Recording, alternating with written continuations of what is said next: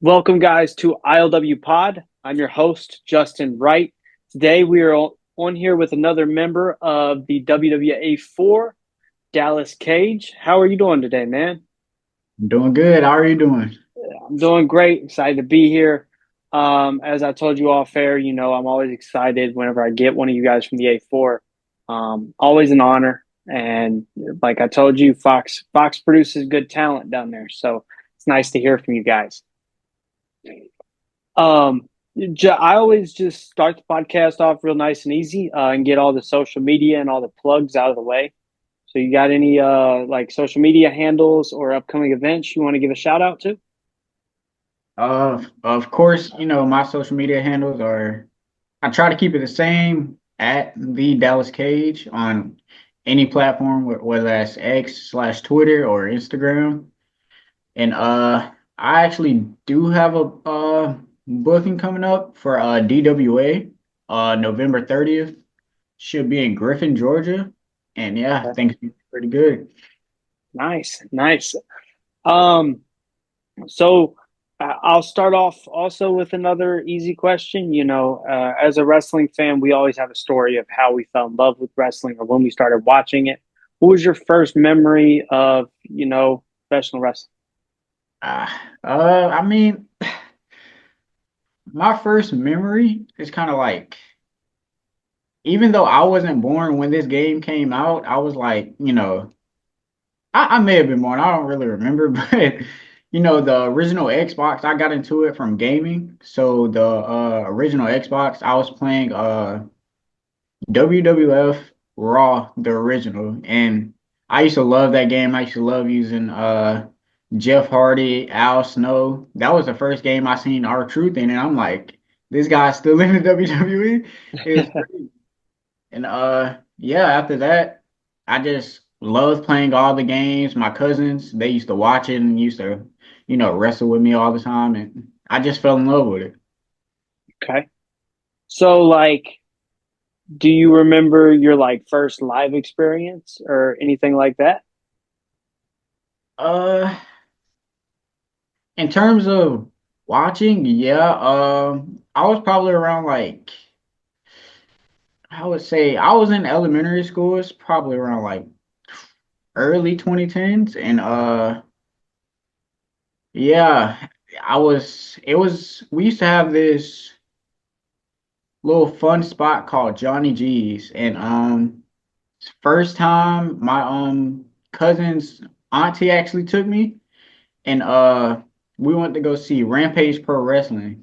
I don't know if you heard that in a minute, but I believe they closed down, and that was the first time I actually been to a live event. I seen Chip Day murder one, and the late Micah Taylor, rest in peace to Okay. him. That was first time I ever experienced it live, and that was an amazing experience for me. I loved it. So like after that, was it something you knew maybe that you'd want to do, or when did you know that that's the profession you wanted to go after? I think that was kind of like the first stepping stone where it's like, okay, it's not just WWE, it's not just TNA, you know, it's other things out here that can get you started. So that was kind of like, the first thing I thought of, like, okay, maybe when I turn 18, 16, this is the place I want to go to. This is where I want to start my career. Of course, I want to make it to WWE and all, but that was like the spot I wanted to go to. Got you. Growing up, you mentioned that was in elementary school. Throughout your school years, was like athletics and sports something you was into a lot? Oh yeah, definitely. I used to play a lot of football and basketball, and of course, I wrestled around the house, on the trampolines and all. But mainly my athletics was mainly football and basketball. Once I got to high school, that's when I started wrestling there, and ever since, I just been on the move to make it to pro wrestling. Really. Definitely. What was your first exposure to the A4? It was like, whoa. I started watching like probably a year or two before I started actually training. I was trying to build up motivation so I can go. This is like around COVID time. COVID happened. I didn't know what I wanted to do with my life yet, fresh out of high school, and it's like I don't know what I should do.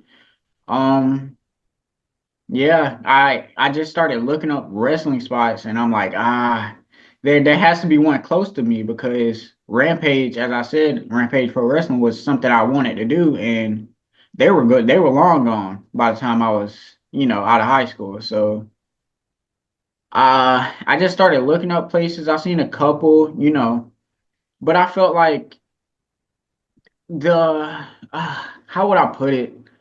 Because I don't want to kind of like put any other thing down. They were the main spot that I seen were open like Okay. all the time. So I'm like, okay, Kind of maybe like they were the most available. yeah.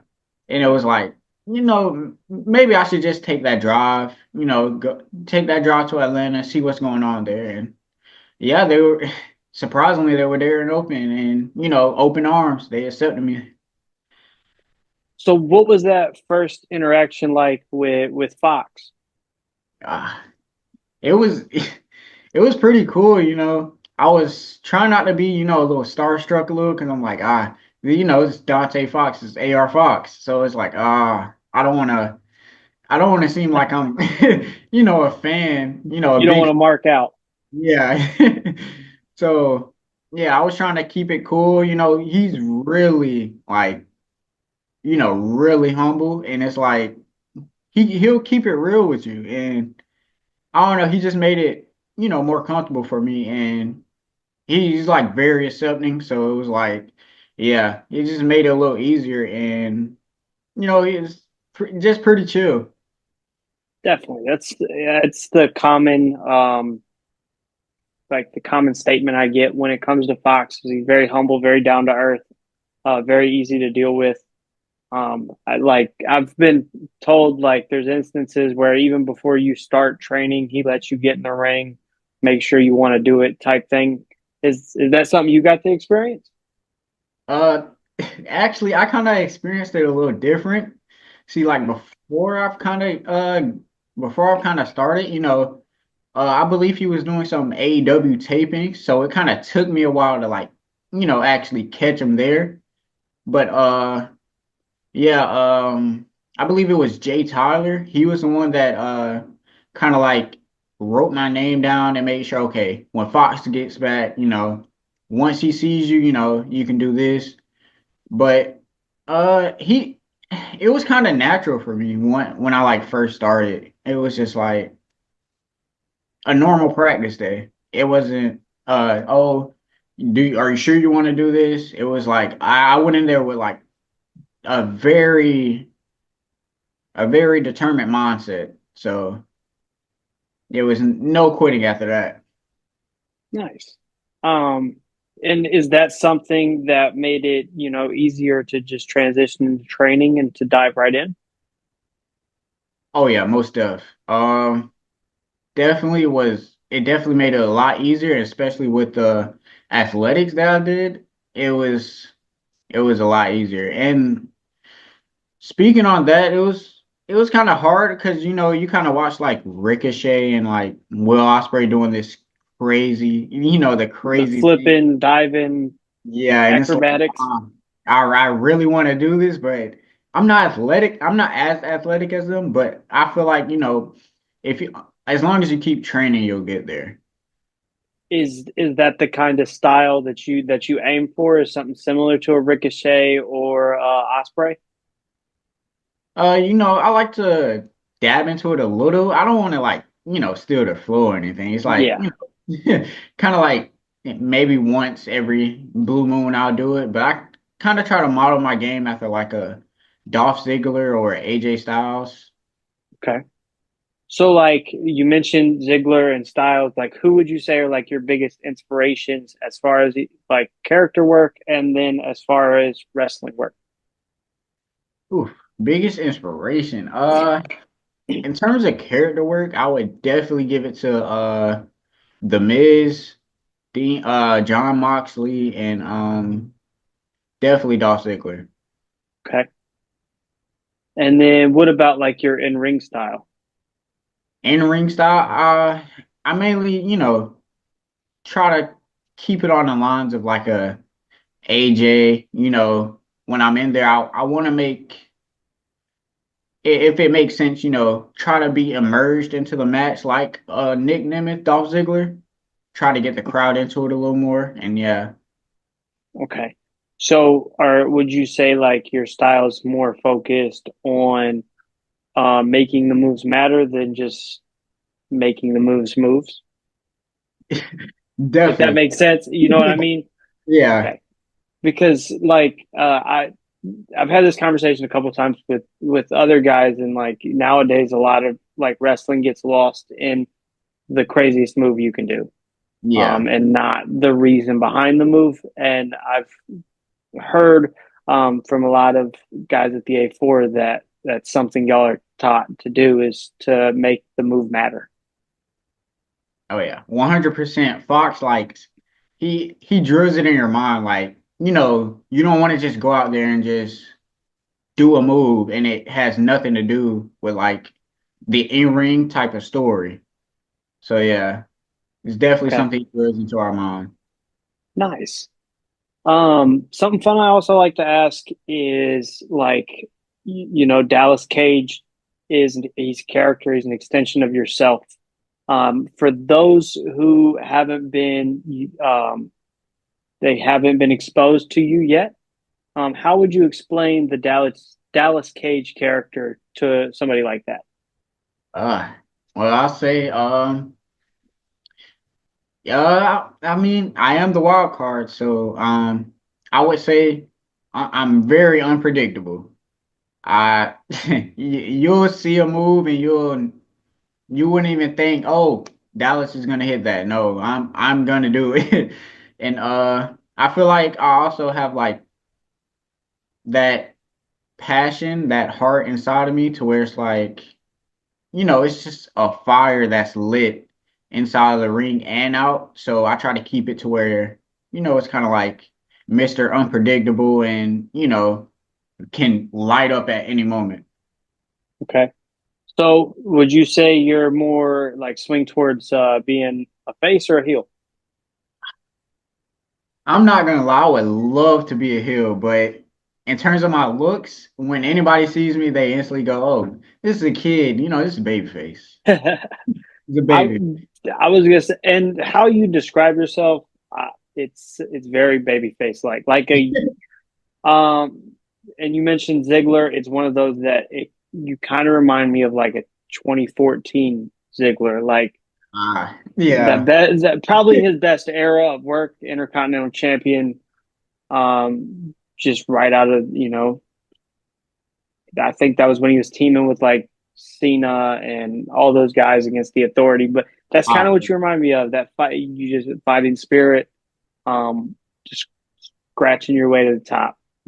definitely. I really enjoy that match. I thought you were gonna like compare it to the 2016 like Dolph Ziggler, the SmackDown era, where they were just You know, personally speaking, I think 14 Ziggler's better.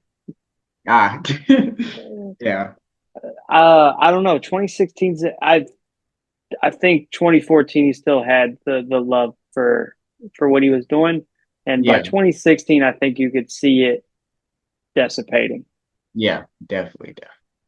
Um, where did you get the name Dallas Cage from? Oh, it's not a long story, but it started when I was in elementary school playing the WWE games. I actually, it's fifth grade. Me and my classmates, we used to just love wrestling so much, and this time the Shield just popped up and everything, and I just love, we just loved it. We're make our own names and all, play the video games online together.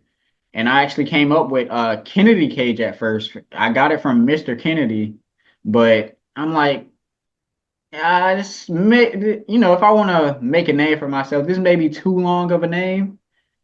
So I kind of like shorted it a little. And once I got around high school, I'm like, okay, I had to pick a different name, and it's really hard. And there was this kid named Dallas that used to ride the bus with me, and I was like, "She's that's a really cool name." So I'm like, "Okay, I love it, Dallas," and just keep the cage and let's mix it together. Okay. And I noticed, Cage is with a K. Is there any symbolism in that, or is it just to spell it different and to be different? Uh, First, I kind of didn't want to steal DDP's, Diamond Dallas Page and kind of Diamond Dallas Cage with a C. It was kind of, everyone has it. Christian Cage has it. Brian Cage has it.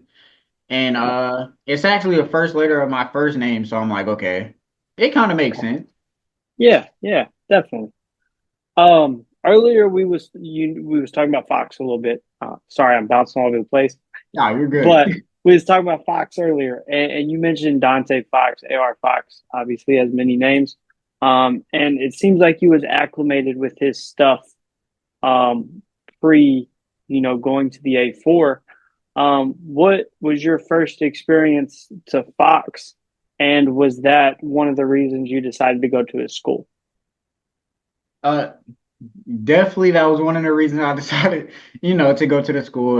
It's AR Fox. You can't. He's like, the GOAT. You can't Yeah. beat it. Uh, but yeah, my first time like seeing him, I was watching some clips, and they were like very old clips, like PWG and all, like Yeah. Young Bucks, Ricochet, Fox, and all those type of matches, and just some YouTube clips, highlights. I just seen it. I'm like, dang, these these guys are crazy. This is something I want to do. I love the crowd interaction. I love how the crowd was popping for everything. I'm like, oh yeah, I love it. Okay. Is like is watching like indie wrestling something that inspired you to, become a wrestler, or is it, strictly like WWE or one of the bigger promotions that drives you to be a wrestler?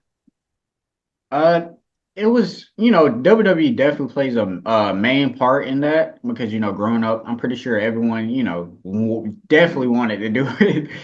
And everybody knows what WWE is. Exactly.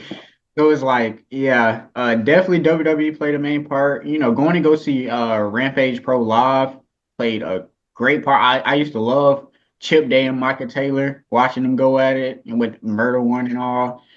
Um, Definitely TNA though, like in the golden era of TNA, I used to love it. I like never stopped watching Impact, even when they changed to, to Impact. I never stopped watching it. It's just one thing that like always hooked me. It was like, yeah, maybe if WWE is not on, I'm more definitely watching TNA. Gotcha. As far as working in the A4, is there anything yet in that company that you'd like to achieve? Definitely, I want the gold. So, like, are we talking the A4 title? I may have to take it off Grayson Pierce. I'm not gonna lie. May have to. Grayson's good, man. Yeah, we had our, fair share in the ring. Okay. Beat me by luck, but I definitely want the rematch. I want the title. Lately he's been a little edgier. Um, what do you think of his work, as far as that goes, like trying to get, edgier, trying to get heat? Um, Kind of, he's definitely morphing from, the baby face to the vicious heel. When I first seen him turn on Neji, I was pissed. Neji was my first match. I seen Grayson do it, and it kind of ticked me off. I wanted to go in the ring, but I just let it slide. And then, a couple weeks ago, what he did that he screwed Chuck out of a death match. He also screwed Neji again. So, I just feel like his edgy character, he's I don't want to cuss or anything, but he's an a-hole. He's good at it though. Oh yeah, I'll definitely. give him that. He's good at it. And, and to do it to somebody like Neji is crazy because Neji, I've had him on here. I've had both of them on here, but Yeah, Neji's such a great, genuine guy, and his passion is insane. So it's crazy. exactly. He kind of reminds um, me of young Shawn Michaels. uh, who Grayson? Yeah, kind of 96. A hole Shawn Michaels would be perfect, Oh yeah, especially with the hair and the look. I could see it 100%. yeah. Um, recently, the A4 had the Wicked show, a pretty big show. Was that a like something you was able to be a part of? And what was that show like overall? Would you say? I was definitely a part of it. We went after the tag team gold titles with me and my partner Byron Young. We call Okay. ourselves Golden Class, of course. We took on Travis and DJ, the Fade area. We took on them. It was a pretty crazy night. I'm not gonna lie. The people were just so into it, and it was a lot of people in there. And just, the big stakes on the table, the tag titles, it brought a little nerves to me, but we were so close. Is that something you and Byron are looking forward to trying to go back after? Oh, definitely. We definitely have to get a rematch. We were so close, and I got pulled out of the ring by Chainmail and his minions, of course. I want to talk about those tag titles because when Travis was on here, he had the strap on his shoulder, and it's a beautiful looking title. Um, what do you like? All the A4's championship belts are very, they stand out, they pop. Um, what do you think about that? And is it something that like you think helps the company overall stand out? Definitely. I feel like a lot of guys there like really like have a lot of creativity. And it kind of goes with Fox too. Fox is creative as I can't even explain it. He's very creative and everyone there is creative. So I feel like the things that pop up in their mind, they're gonna do. And they do some crazy things. So I feel like everything kind of like meshes together. And when they came up with the tag titles or any title at that, the WWA4 World title is beautiful. So Yeah. it's internet. I love the little blue in the middle, and then the tag titles definitely have to get those off of Travis. But yeah, those are a thing of beauty. So, like another thing I want to ask is, at Wicked you had guys like Alex Kane there, guys who's been successful. Um, do you like when those type of guys are there? Do you make it a point to try to like go and pick their brain or have them, maybe pay attention to your match and get some advice, things like that?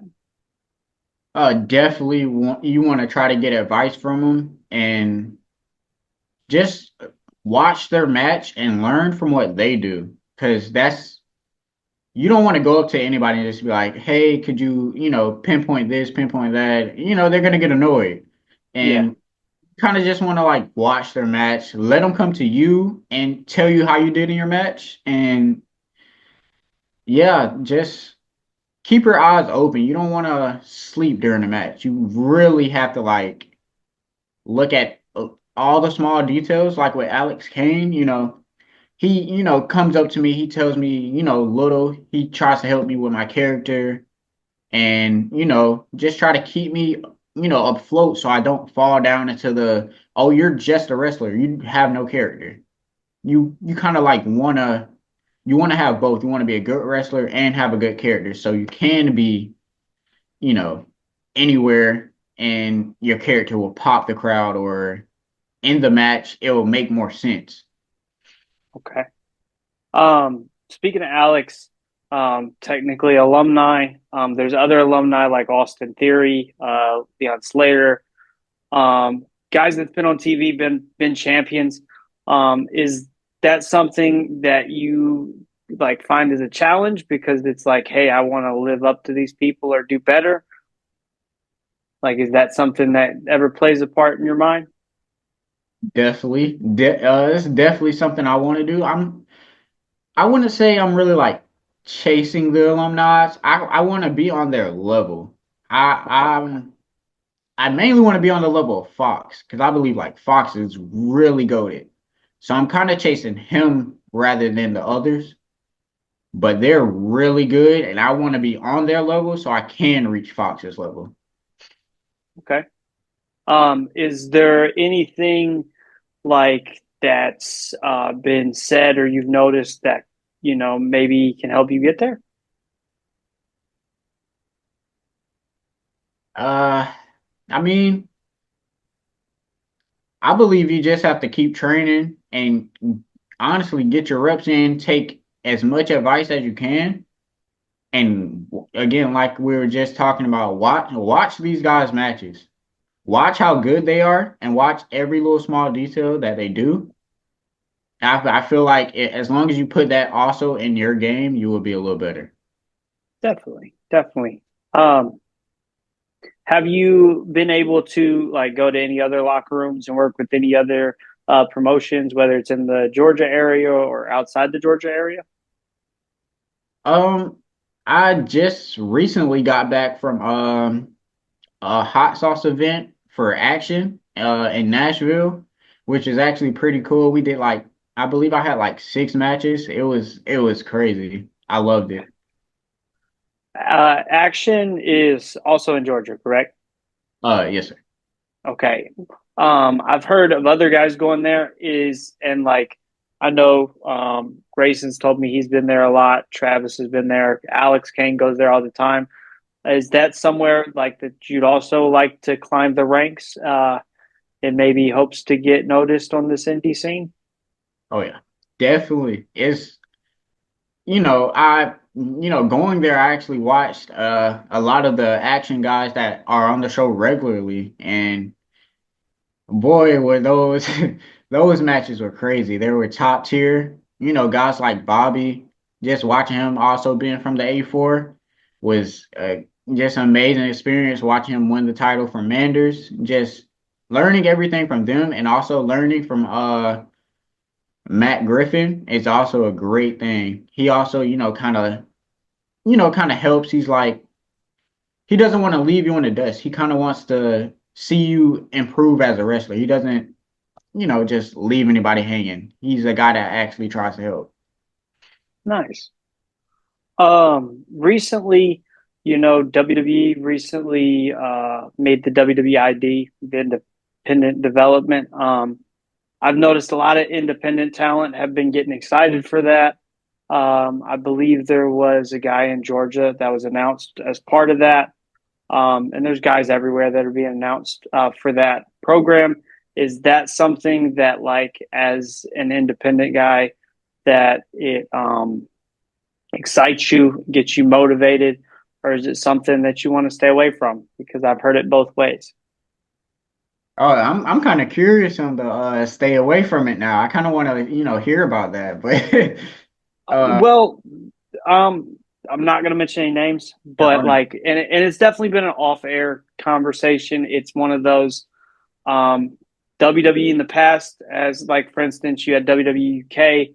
From an outside looking in, a lot of people have said, WWE went in and destroyed the European British scene.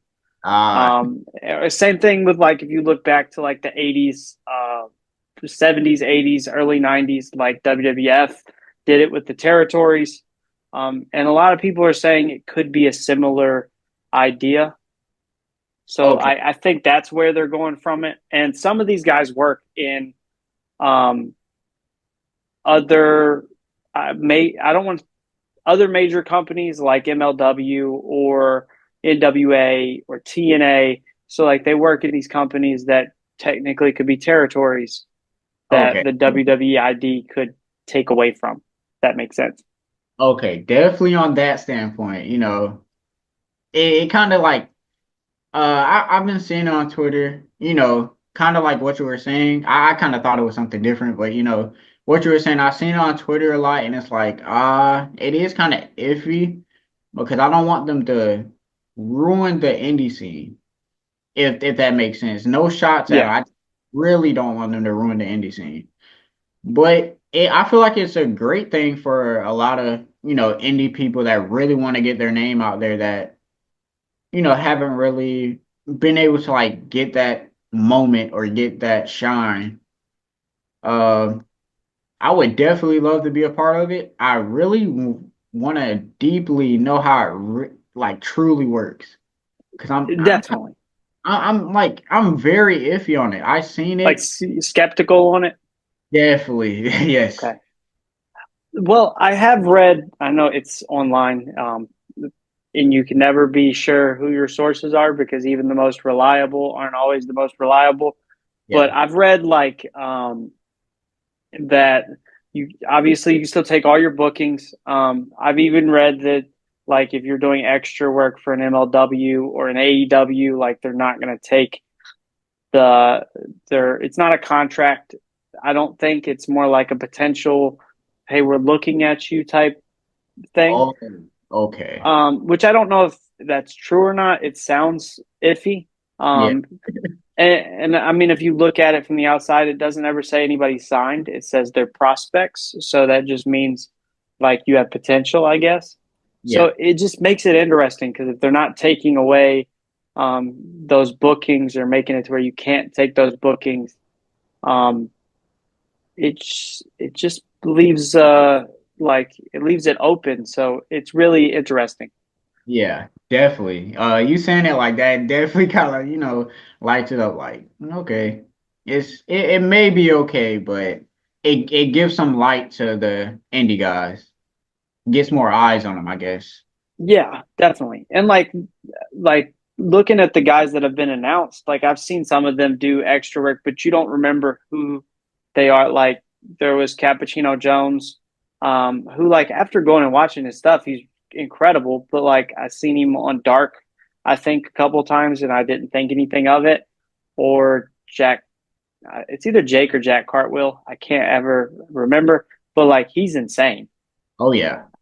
So like these are guys you don't think of, but it gives them, if anything, it's going to help them, I think, get booked more until they eventually get signed by WWE because you got to think that's the ultimate goal is to sign them. Def Um, if you can answer this question, if not, let me know. But is it something that like inside of Fox's school he's talked about, or is it just something that hasn't even been acknowledged? uh I don't think we even talked about it yet. Honestly. Okay, Yeah. because like I've seen guys from there, tag each other on Twitter, and like obviously it's exciting. Everybody wants to be seen, everybody wants to be noticed, and from like what I've heard, Fox isn't somebody who's going to be picky on where you guys go. Like if you get signed to WWE, I'm sure he's going to be happy. If you get signed to AEW, I'm sure he's going to be happy. So like it's just something I was wondering from like I mean technically Fox is a promoter, so from a promoter standpoint, is it something he cares about? Um, that's kind of all I guess I was looking at. Yeah. I, I don't really think he cares. I feel like if we go anywhere, he'll be happy. As long as we grow as wrestlers, he'll be happy. Definitely, definitely. Recently Fox has been on AEW more. He just did the match with Nick Wayne. I think he just had one with Leo Rush. I think I don't know. Um, I'm space. I watch a lot of wrestling, yeah, no, you're fine, you're fine. but he's been on Collision back to back to back.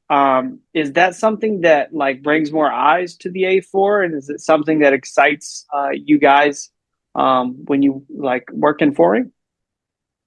I definitely feel like it brings more eyes to A4 because, it's our coach, it's our guy, he's on TV, he's bringing more eyes to himself actually and growing himself. We want to see him win the world title. So that's what we're pushing for. So anytime anytime he's on the show, we're happy. We want to see him succeed. So Could you imagine the A4? Well, not the A4, the AEW World Title at the A4. That would be crazy. It would be crazy. uh, Speaking of AEW at the A4, a couple years ago now, Darby and Sting made an appearance. They attacked Fox. I know I've talked to a couple guys that were there when that happened. Were you there whenever that took place?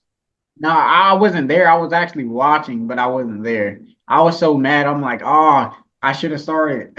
I should have just went. So you hadn't started yet? I haven't started. I recently just started this year. So, Okay. So you're yeah. still young into training. Oh yeah, definitely. So like being so young into training, um how long was it before you actually got to make your like first match and things like that? It's crazy. I was 3 weeks in. I believe I was like 3 or 2 weeks in. Fox was like, "Oh, yeah, you can have a match." I'm like, "Okay." I was Okay. going to watch. I came on a Thursday, and I'm like, let me watch and see.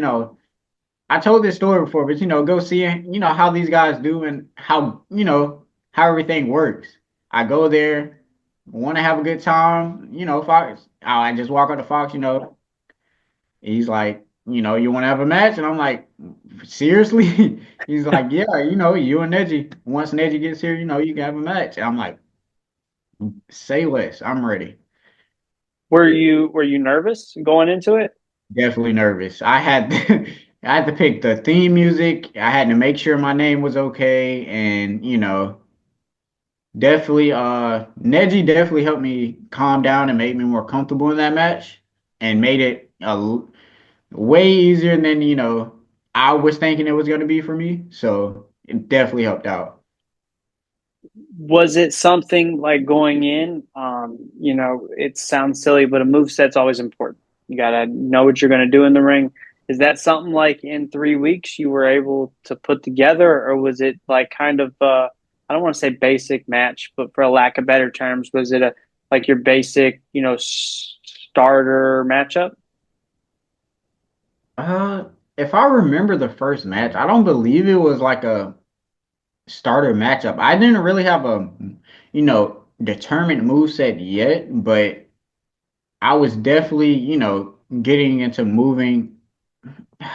Well, how would I say it? Like definitely starting to pick up the pieces on like what I really want to do. So, that match kind of helped me like, okay, I really don't want to do this move anymore. This one's pretty good, but I don't want to do it. So like what's it been like, building a character, building a move set, and stuff like that in the ring over, the last year or so. The character, of course, that's one thing I would probably say for a wrestler is probably like the hardest thing to probably do as a moment. You have to be very creative and, it's kind of like writing a book or telling a story or, if you're in anime, like creating an anime character. You kind of want to have like that that story and that type of okay, how does this work? How, what's the personality? How does this character do in these type of situations and anything like that? So I would say that's definitely like the hardest thing to do. A move set, creating the move sets it's pretty fun, especially at the floor with guys just coming up with like random stuff and like it's the coolest thing ever. Seeing that and then kind of twisting things that you see into like your own is definitely kind of the best feeling ever. So like I've heard from like other guys in the A4 that everybody tends to work together in order to do those things. Is that something that you'd also say? Like, is it something where you all sit together and kind of be like, hey, like I want to work on this. I want to work on this. I think we should kind of tweak this. Is that something that you guys do? Definitely. Like, you don't want to, I would say, like, definitely there. It's more like a critiquing your moves. You don't want to have anybody on your side and, you're doing a bad move or you're doing a move wrong and they're just like, yeah, that's perfect. they're legit gonna critique your move to make sure you're doing it right and protecting the other guy and making sure it at least looks cool. You don't want a boring move. Definitely. Um, I guess getting into the end of this, we'll throw some fun questions out there. I'll start off with one that's kind of fun, and kind of it's going to make you think a little bit. But where do you see Dallas Cage in 10 years? Ooh. Top of the mountain. You Top of the think mountain, so? definitely. That's Okay. what I'm going for. So, like, are we talking world champion in a major promotion, or are we talking, in a major promotion, climbing the mountain? Like, what does the top of the mountain look like for you? Being the world champ, being on top of everything, being that star that, any company needs. I really want to be that star. And I feel like as long as I keep going, I can do it. There's people like, for instance, just to throw a name out there because he is young, MJF, not even 30 years old yet. I'm still young in the business, so it's definitely possible. Or you have guys like, I mean, Austin Theory is not a world champion yet, but we still got a couple years before he's even 10 years in the business, and he's already WrestleMania. He's already been U.S. champion at WrestleMania against John Cena, so it's definitely possible. Um, Speaking of those guys, I guess, like, do you have a preference in AEW or WWE? Honestly, not really because uh at first, when AEW first came out, I'm like, okay, I'm a WWE watcher. I'll watch this on the side, but WWE is kind of, my thing. For the hardest. Exactly. But as like time went on, I'm like, they're kind of the same thing. I honestly believe they're on each other's level. They're the exact same thing. It's just like whatever company you prefer is honestly is all up to the fan watching, honestly. Do you like?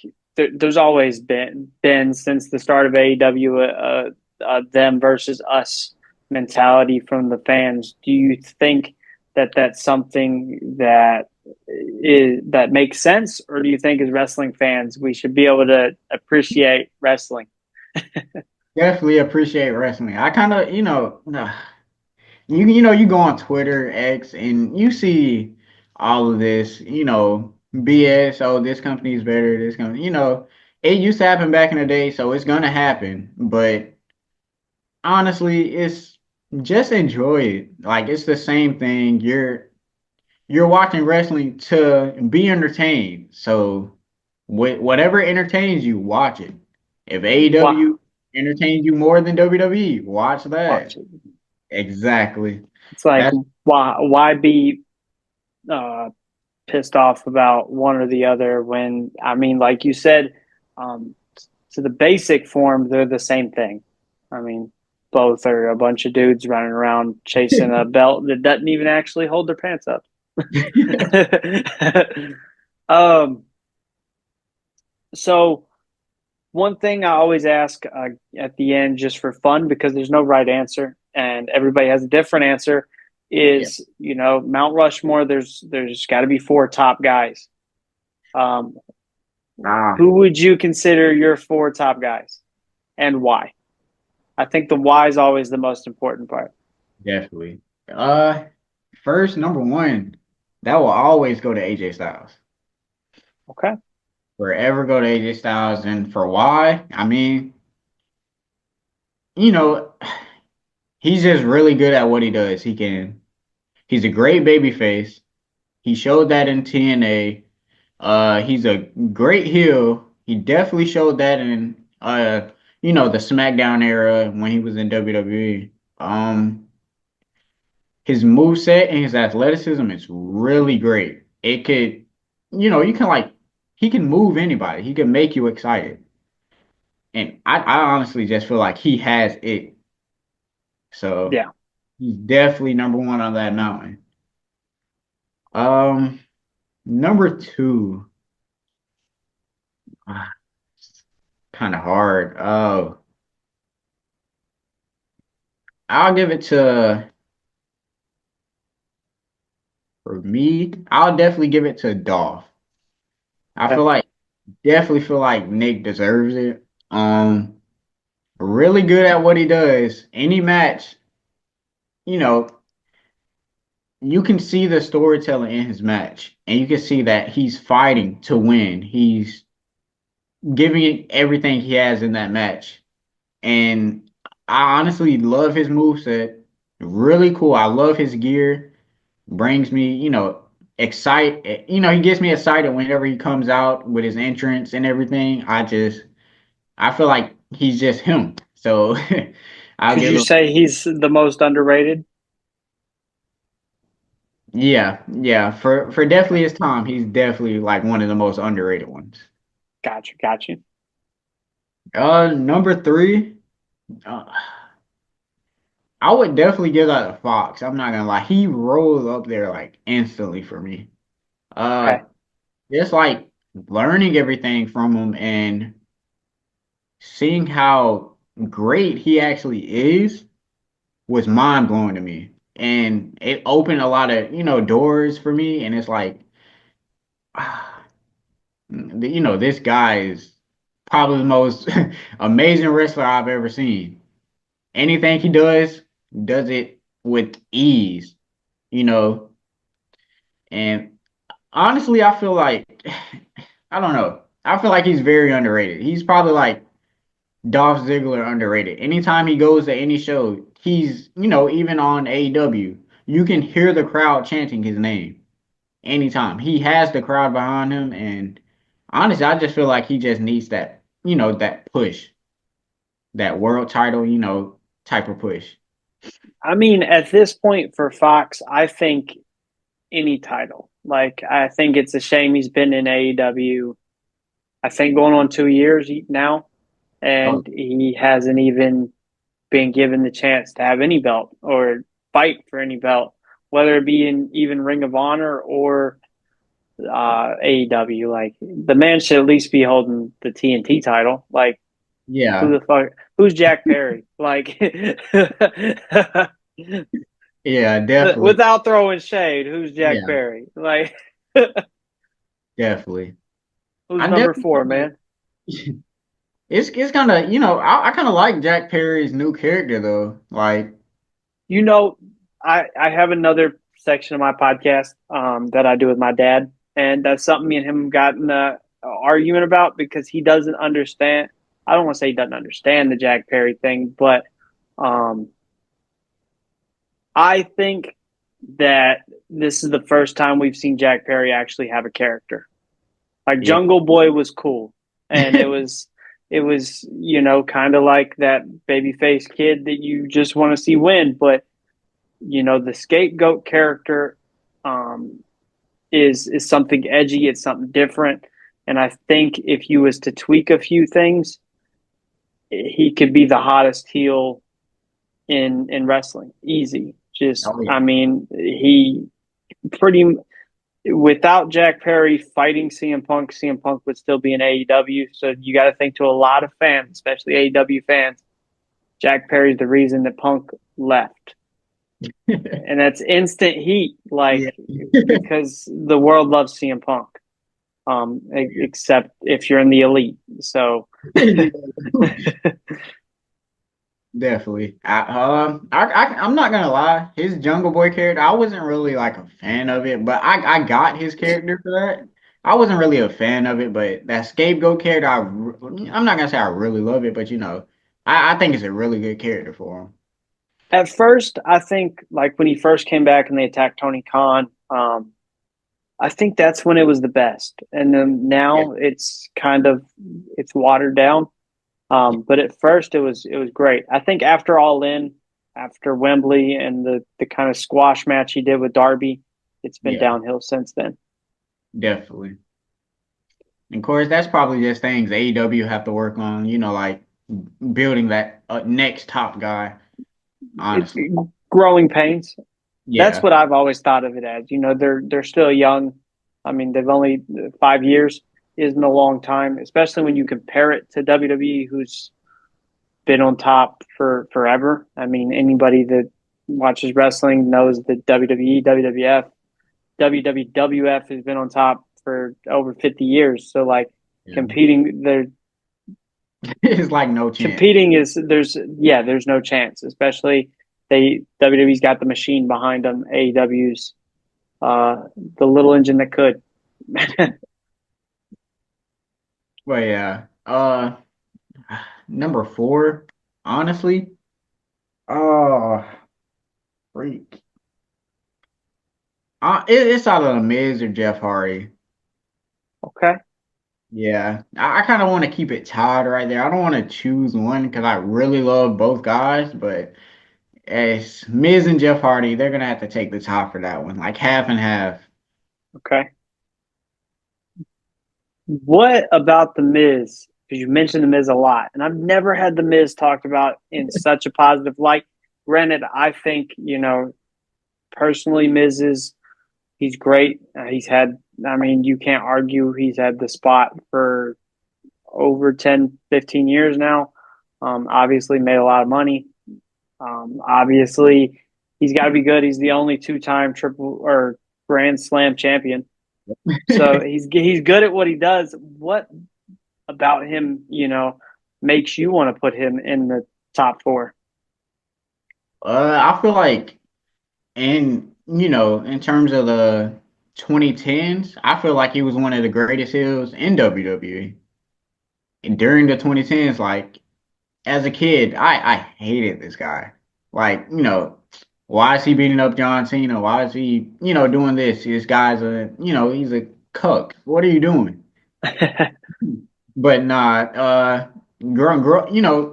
once I got to middle school, I started understanding like, okay, it's he's kind of cool. He's not that bad.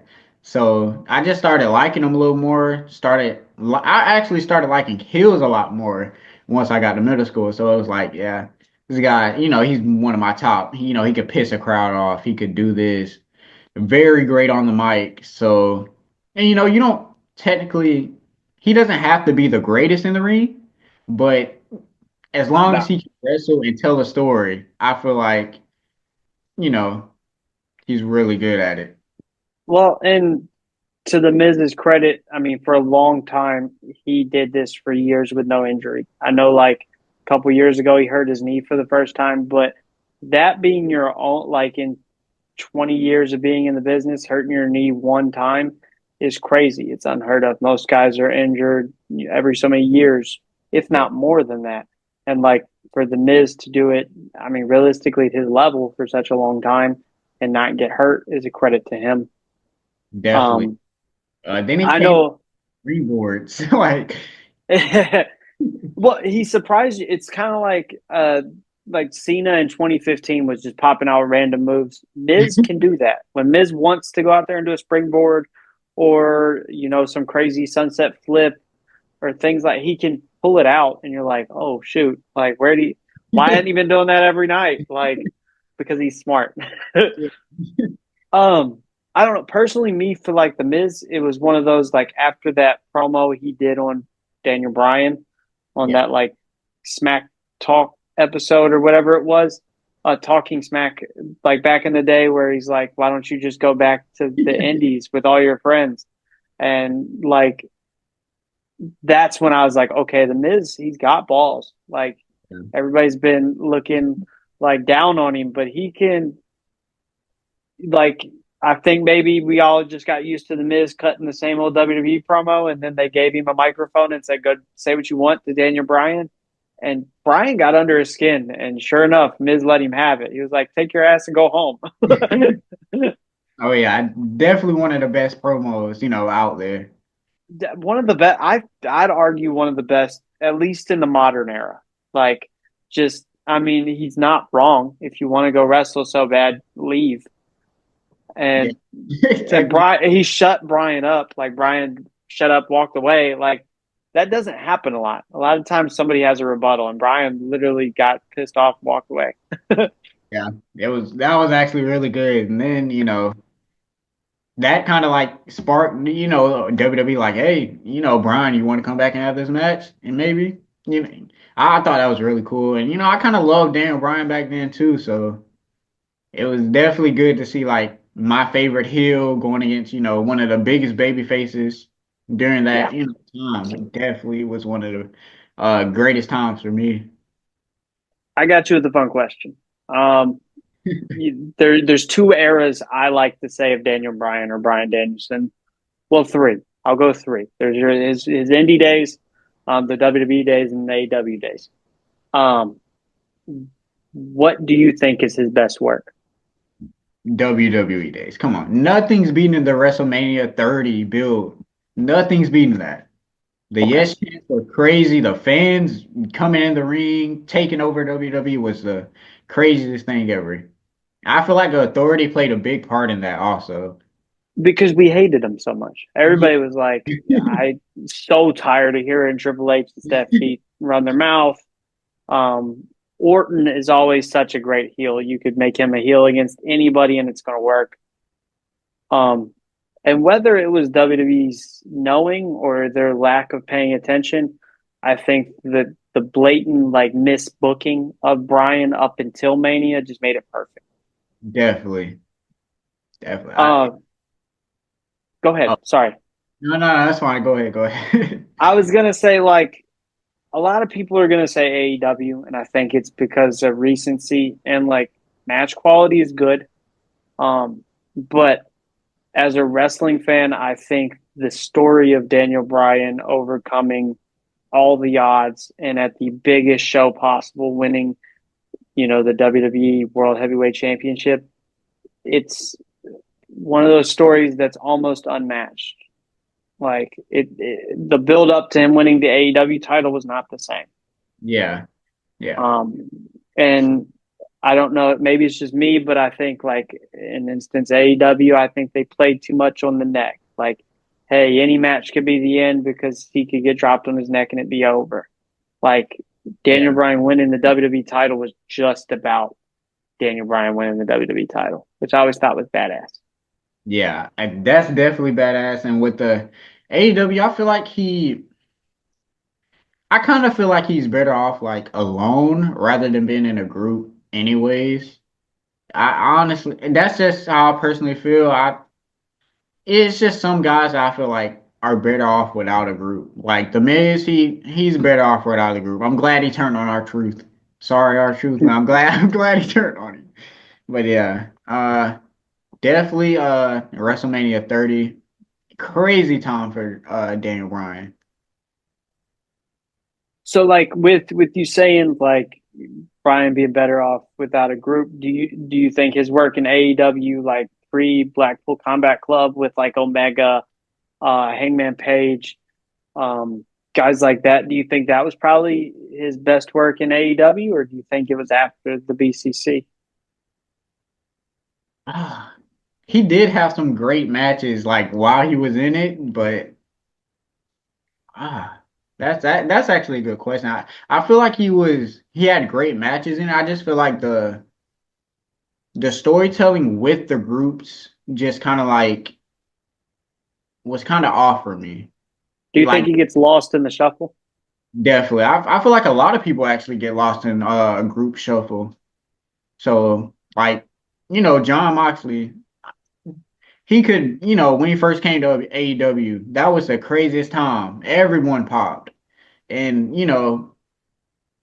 I don't know if it was the gear change or, maybe the him just joining groups. I feel like John Moxley's the guy that's like better off alone rather than the Shield. But I just feel like he's a good, lunatic anti babyface, Yeah. anti babyface type. But like even in the Shield, I think Mox got lost in that shuffle because I mean, when you look at the three Shield members, Rollins is great in the ring, and then like if you look at Reigns when they let Reigns be Reigns, is, I mean, he's the tribal chief. Like he's the Got best thing in WWE when they let him. it. And then or Mox like is the same thing when he's separate. He's that he's kind of like Austin. Like if there's a modern day Steve Austin, it could be Moxley. But when he's with the Shield or if he's with the BCC, the direction's not there. And he's more of the I don't want to say quiet, but like the I'm gonna beat you up and talk shit to you later kind of guy. And a group doesn't work that way. Yeah, definitely. I And when he was in the Shield, I kind of, I kind of he was my favorite out of the Shield. So, you okay, know, even though I didn't, you didn't really get to see him in too many singles matches during that time, I feel like he was definitely my favorite over Reigns and Rollins. And even right now, if he came back to WWE as Dean Ambrose, or he just got that lunatic by himself character that'll go in the ring, give you a dirty deeds and walk right back out. Greatest, it was just like a great pop, a good Stone Cold type of character. it's you mentioned Ambrose being your favorite. I think Reigns honestly was mine. Like looking back on it, I just I don't know. Maybe it was the presence. He felt like a star. Out of all three of them, he's big, he's jacked, he's everything he did like was impactful. Yeah. And then like whenever they separated, they made him John Cena light. Like so like Yeah. that's when I was like, okay, this doesn't make sense. But whenever he was just quiet and crushed everybody, like Reigns didn't talk a lot. He just went out Yeah. there and destroyed you. And I was like, that makes sense. And even now, like if you think about it, as the tribal chief doesn't talk a lot. Like he has his wise man and he has other people, and he'll talk a little bit when he does it matters, and then he crushes you. Which I think that Reigns when it's perfect. Yeah. Kind of like a Brock Lesnar, when he's with like Paul Heyman. Paul Heyman does all the talking and Brock Lesnar Yeah, will back it up. exactly. Yeah. And I don't know. That's why I always like Reigns though, because Reigns was just quiet, and you had Moxley who would talk, and Moxley is a great talker, and so is Yeah. Rollins. Rollins and Moxley, like they could throw jabs at each other all day, and I'd watch it. Reigns, I just like to see him go out there and spear and Superman punch everybody. Yeah. That's how it was for a lot of people. um, with that, did you think like the Shield ended too quickly? Definitely. Definitely ended too quickly. Even though, wait, actually, I take that back. I take that back. I feel like they ended at the right time. Okay, They were at the peak. I believe they just beat the Authority at Backlash, maybe? they beat pay. It was they beat Evolution at Extreme Rules and Payback back to back. Payback. That's what it was. Yep. They just beat them, and I love that match. I'm not gonna lie, because and being in love with the Shield was just the craziest thing. Uh, but yeah, definitely one of my favorite matches. And then right after that, that Monday, just coming back from school, seeing the boys in the ring together. Oh, there's a plan B. Oh, Seth Rollins. Now you hate Seth Rollins. He does Dean the dirtiest. He just smacks him like so many times. It's like, come on, Roman, help him out. I think in that aspect, you're probably right. Like it's one of those. It's white hot. There's never um, probably the best time to do anything is when it's like that. When it's like, okay, we're at our peak. We haven't diminished yet. Um, if we're gonna break it off, it's now or never. Um, something that's been teased like on WWE TV lately is like a New Day breakup. I believe Do you think it's too late? it is too late. It's too late. I was talking to my dad about this, and it's I think it's one of those like they should have did it when Big E got hurt, like when Big E broke his neck, kind of like they redid the Shield, and then Roman got leukemia, and they made him win the tag titles, and then the same Mhm. night, which I think was perfect. Yeah, If they wouldn't have did all the stupid stuff afterwards, it would have been perfect. Which is yeah, what like Xavier should have did with Kofi. Like I think you should have made them win the tag titles, and I mean copy and paste. Have Woods just wrecking. yeah. Kind of like, kind of like what you were saying with when Big E won. I don't know if I feel like when definitely you can go on when Big E won. Like Xavier should have been like, oh, I'm gonna turn on Big E. I'm the only one that hasn't won this title, and I'm being held back by you guys. So I feel like that should have happened right there, or the Kofi Mania time. Definitely Big E or Xavier should have turned heel right there. How I personally feel. Maybe not at Mania. Um, I think maybe that's one of those like Daniel Bryan moments. It's just too big to Yeah. take. It's an accomplishment. Like I, I think. Correct me if I'm wrong, but I'm pretty sure Kofi was the first like full African American champion. Like The Rock's been champion, but The Rock's half. And then Kofi is the first. So I think that's one of those you got to let him keep it at least for a little bit. Maybe instead of having Brock squash him on a SmackDown, Yeah. like, That hey, we're going to do a New Day celebration. And then Xavier Woods just hits him with the eat defeat or something. Like, it would have been badass. yeah, definitely. Could have changed this whole landscape of WWE. And then, maybe bring them back like the Shield did, like you were saying, bring them back, hey, let's win the tag titles. Now Kofi turns on Xavier. But I feel like that like, would, we've never seen a Kofi heel turn. Well, yeah. no, because whenever they were New Day at first, they were heels. But like, even then, they were so goofy. It was like, are you really bad? Like, you know what I mean? So I don't know. A New Day heel turn is one of those things that like I think we could have did again. Like maybe something I always thought would have been cool is like when the Usos were like um when they were talking about the Uso penitentiary, like free bloodline. You remember that? Like when they was really fighting with the New Day going Yeah. back and forth. Like if they did a double turn and had the Usos face Yeah. That and would the New Day heel, that would have been badass. Oh yeah. um, but I'm not going to keep you too much longer. I always end it in a positive note. I just think it's nice to end the podcast in a nice way. So I always end with advice. You're still, young in this. Only been doing this for a year or so, but I'm sure you got some good advice for those who want to be in your position and want to be like you. One thing I can say, definitely make sure to go to practice. Make sure you practice and train. Again, I said it before, put the ego aside while you're at practice. Well, try to learn something. Don't think you can go in there and just, oh, I can do this. I'm very athletic. I can do this. Learn the basics, learn how a match works, and take your time. And I feel like you should be good. Don't try to rush anything. Like they say, move slow.